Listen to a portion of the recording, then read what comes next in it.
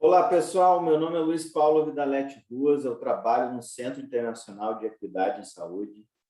Ele faz parte do programa de pós-graduação em epidemiologia na Universidade Federal de Pelotas. Hoje eu trago para vocês indicadores, estratificadores e padrões de desigualdade. No nosso roteiro, a gente tem indicadores de cobertura, como selecionar indicadores de saúde materno-infantil, características importantes dos indicadores, indicadores compostos de cobertura, como, por exemplo, CCI, cocobertura, entre outros, estratificadores e padrões de desigualdades. Cobertura. Como é definida a cobertura? A cobertura ela é definida como a proporção da população que necessita uma determinada intervenção e que realmente a recebe. Quem entra no denominador? No denominador entram todas aquelas pessoas que necessitam da intervenção. E quem entra no numerador? Bom, no numerador entram, dentre as pessoas que necessitam da intervenção, todas aquelas pessoas que realmente receberam a intervenção. Características de bons indicadores. Aqui eu trago nesse slide 3 características de bons indicadores. Impacto na saúde pública. Quais são? São indicadores com efetividade e eficácia bem estabelecida. Por exemplo, redução de mortalidade materna, neonatal, infantil. Uma outra característica, viabilidade de medição em larga escala em todos os contextos. São indicadores com investimento contínuo em intervenções de alto impacto e pouco mensuráveis. Mais uma característica, validade da medida, precisão, reprodutibilidade. Exemplo, indicadores que têm impacto na saúde, indicadores com um nível global, onde nós conseguimos padronizar em diferentes países. Mais 2 características de bons indicadores. Capacidade de detectar mudanças ao longo do tempo, como, por exemplo, efeito de um programa. Interpretabilidade. Então, os indicadores, de alguma maneira, eles têm que ter uma comunicação entre a comunidade científica e os gestores. Eles têm que passar uma mensagem simples, porém informativa. Então, aqui nesse slide, por exemplo, a gente tem fontes de indicadores de cobertura. Inquéritos nacionais de saúde, como, por exemplo, a PNS e a Vigitel, dados de rotina do serviço com qualidade adequada, como, por exemplo, DataSUS, estimativas nacionais oriundas de agências internacionais, como, por exemplo, a Organização Mundial da Saúde e a UNICEF.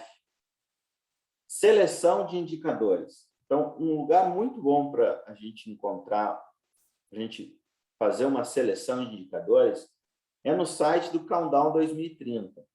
Lá, a gente pode selecionar indicadores relacionados com a saúde das metas de desenvolvimento sustentáveis. São mais de 160 indicadores de saúde. Por exemplo, aqui nesse slide, a gente tem a seleção de indicadores do contínuo do cuidado. A gente tem um indicador pré-natal, 4 indicadores durante a gravidez, um indicador no parto, 3 indicadores pós-parto, 6 indicadores de uma primeira infância, 4 indicadores de uma infância posterior à primeira infância e mais 2 indicadores de água e saneamento, que a gente sabe que influencia todos esses outros indicadores. Cada pontinho preto é um país e o fim da coluna é a mediana de cada indicador. O eixo Y é a prevalência dos indicadores. Então, a gente pode ver que, diferentemente de alguns indicadores, nós encontramos uma variabilidade maior e, em alguns outros indicadores, uma variabilidade menor. Para alguns indicadores, a mediana ela é próxima entre 75 e 100. Para outros indicadores, a mediana é baixa, e em outros indicadores, a mediana é intermediária. E um detalhe, todos esses indicadores são indicadores bons, ou seja, quanto maior a estimativa, melhor é. Agora eu vou falar um pouco de exemplo de indicadores. Atendimento ao parto por um profissional qualificado. Qual é o denominador desse indicador? Mulheres em idade fértil, ou seja, mulheres entre 15 e 49 anos que tiveram nascido vivo nos últimos 2 ou 3 anos. E qual é o numerador? Dentre essas mulheres, quantas foram assistidas no parto por um profissional qualificado? Quais são as vantagens? As vantagens desse indicador é efetividade e eficácia da intervenção, e esse indicador é um indicador super conhecido por ter desigualdades bem demarcadas. Desvantagem, comparabilidade entre países. O profissional qualificado, ele varia um pouco entre os países. Aqui tem um gráfico de correlação de partos institucionais com atendimento ao parto por um profissional qualificado. A gente pode notar que a correlação é positiva e forte. Um destaque do outlier, que é o país Sudão, e em função da estimativa baixa de partos institucionais, a gente esperava que ele tivesse uma estimativa baixa também em atendimento ao parto por um profissional qualificado. No entanto, ele nos surpreende com uma estimativa de quase 80%. Seguindo nesse mesmo indicador, a gente tem 2 mapas. O mapa de cima mostra a estimativa de 62 países num período que vai até 2006. E no mapa de baixo, os mesmos 62 países, porém o período é entre 2014 e 2019. A diferença entre os períodos é em torno de 18 anos. Então, os 2 mapas eles estão com a mesma escala. A gente pode notar que quase todos eles, quase 100% desses 62, melhorou para esse indicador. Com destaque para o sul da Ásia, que foi a região que melhorou mais. E uma observação é que quando a gente tem um país que tem quase a estimativa máxima do indicador, ele tem uma margem menor para melhorar. Atenção pré-natal. Esse indicador é super reconhecido na comunidade científica de saúde materno-infantil como um bom indicador. Qual é o denominador dele? É o mesmo denominador do atendimento ao parto por um profissional qualificado.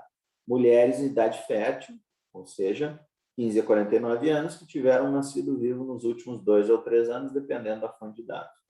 E o numerador, dentre essas mulheres, quantas relataram X consultas pré-natal? Por que X consultas? Porque esse indicador é um indicador flexível, a gente pode quebrar ele em outros indicadores. Já existe o indicador com uma consulta por um profissional qualificado e o indicador de 4 ou mais consultas. E a OMS recomenda que seja levantado um indicador de 8 consultas pré-natal, enquanto que o Ministério da Saúde do Brasil recomenda um indicador de pré-natal para 6 consultas. Esse indicador, ele mede, além de medir a cobertura efetiva, ele também é um indicador bom de qualidade no serviço. Aqui a gente tem um gráfico, 2 gráficos em uma figura, comparando os indicadores de pré-natal de uma consulta por um profissional qualificado versus o indicador de 4 ou mais consultas. No gráfico de cima está estratificado pelas regiões da Unicef. E no gráfico de baixo está estratificado pelos grupos de renda do Banco Mundial. Uma observação boa de fazer aqui é que, para os países de renda média alta, a estimativa do indicador de 4 ou mais consulta, 85%, ela é mais alta do que as estimativas dos países de baixa e média baixa para o indicador de uma consulta por um profissional qualificado. Busca de serviço de saúde para crianças com sintomas de infecção respiratória aguda. Qual é o denominador? Crianças menores de 5 anos com sintomas de infecção respiratória aguda nas últimas 2 semanas. E o numerador, dentre essas crianças, quantas buscaram tratamento em centro profissional de saúde? Vantagens. Indicador importante de acesso a serviço de saúde, efetividade e eficácia mais do que consolidada. E as desvantagens, o tamanho da amostra é restrito e frequentemente é menor em grupos privilegiados em termos de posição socioeconômica. Indicadores com desfecho de saúde. Déficit de estatura para a idade, stunting.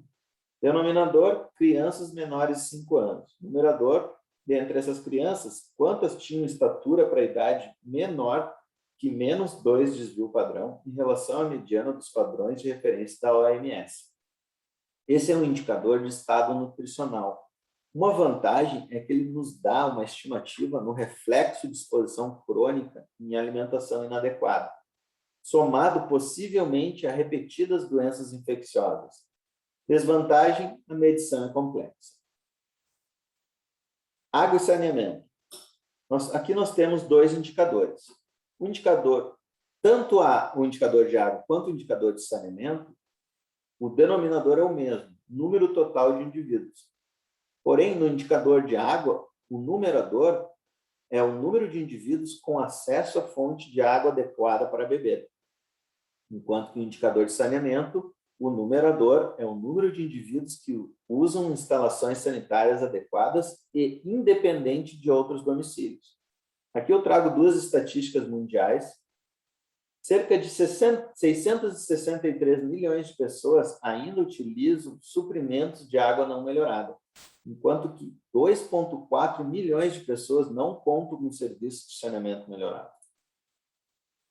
Saneamento e mortalidade.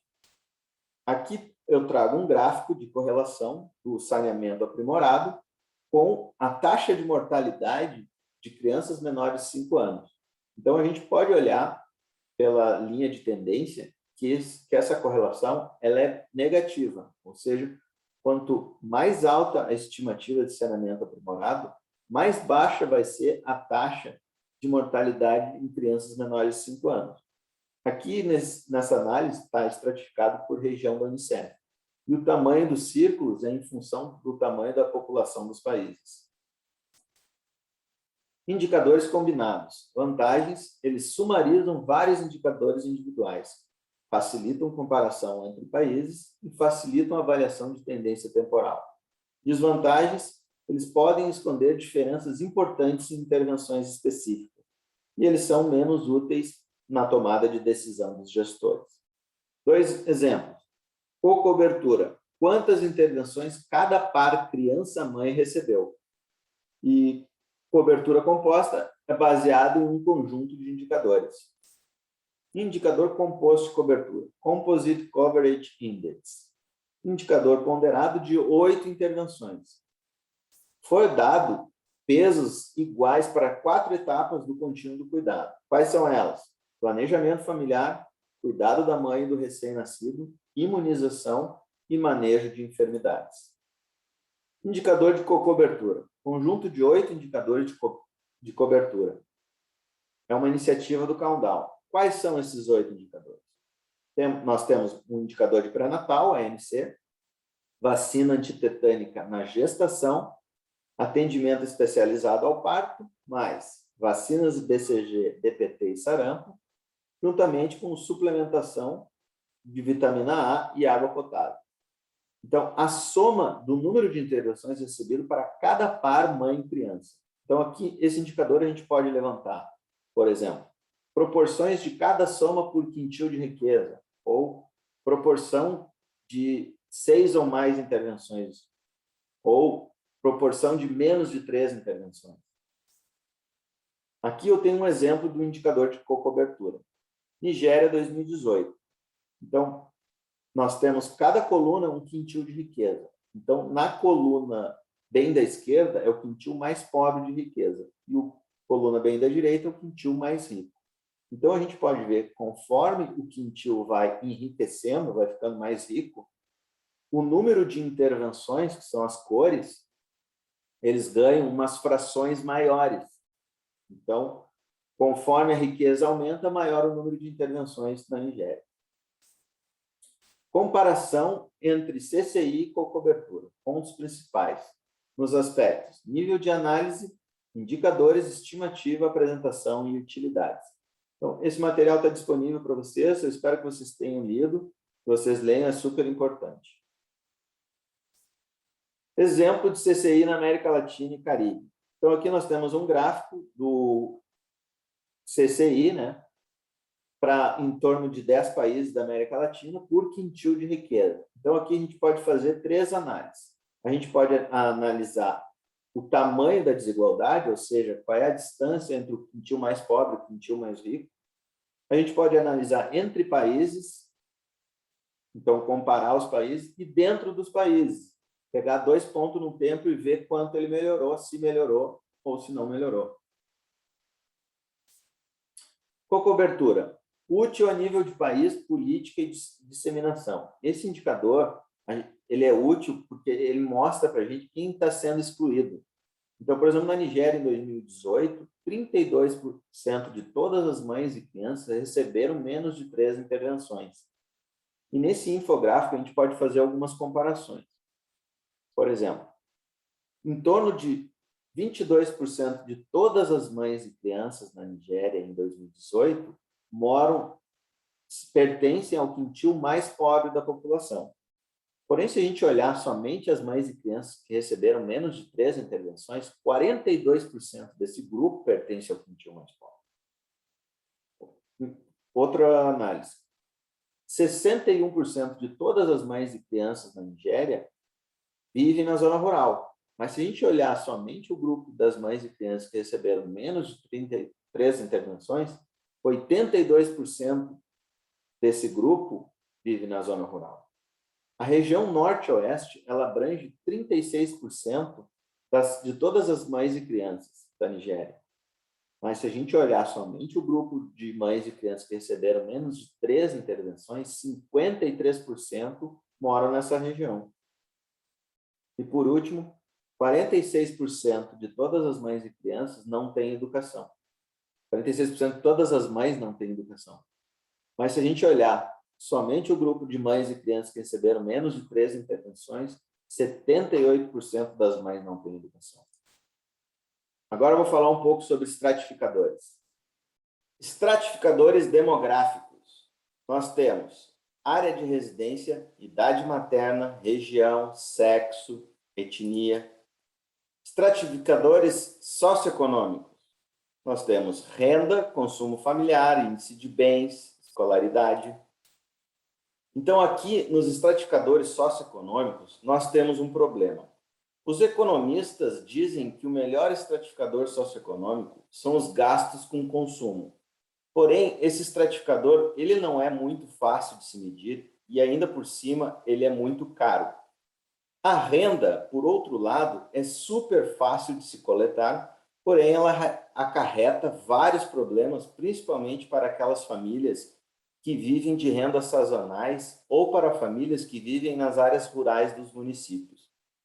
Então, a melhor alternativa a isso tem sido o índice de riqueza, que inclui, além de bens e ativos, materiais de construção da casa, água e saneamento utilizados. Recentemente tem sido utilizado também a dupla estratificação, como, por exemplo, índice de riqueza por quintis e área de residência.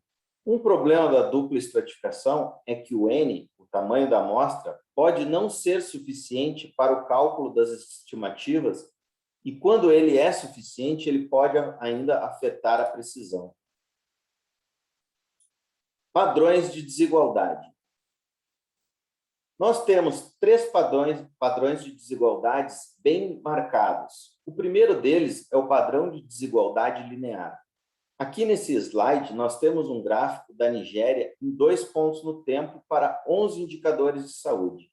E em 5 indicadores, nós podemos ver esse padrão de desigualdade linear. Esse padrão é percebido nos indicadores de parto por profissional qualificado pré-natal, 4 ou mais visitas, pré-natal, 1 visita, e nas vacinas DPT e sarampo, devidamente destacados no gráfico.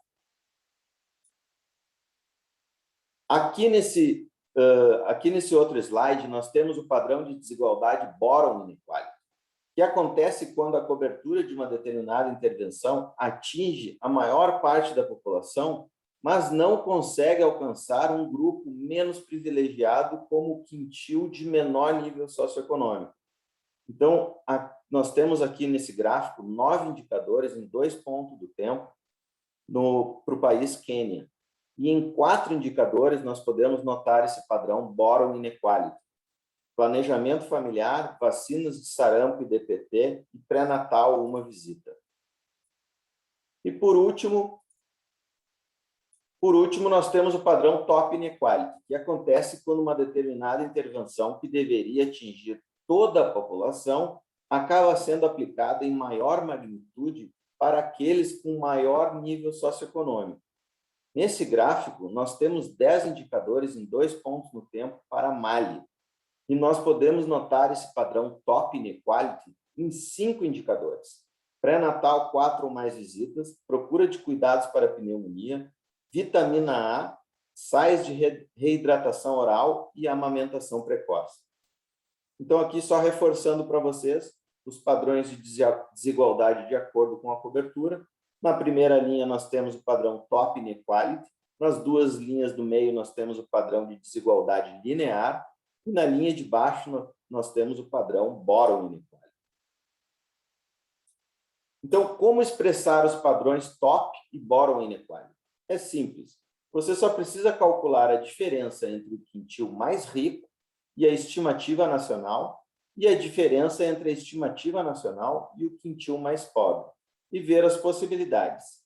Se a diferença entre o quintil mais rico e a estimativa nacional for maior que a diferença entre a estimativa nacional e o quintil mais pobre, nós temos o padrão Top Inequality. Caso contrário, nós teremos o padrão Boron Inequality. E caso não haja diferença, nós teremos o padrão de desigualdade linear. Certo? Eu espero que vocês tenham gostado, eu espero que vocês tenham aprendido um pouco sobre indicadores de cobertura, como selecionar indicadores de saúde, características importantes dos indicadores compostos de cobertura, estratificadores e padrões de desigualdade. Tchau e nos vemos em breve no Congresso.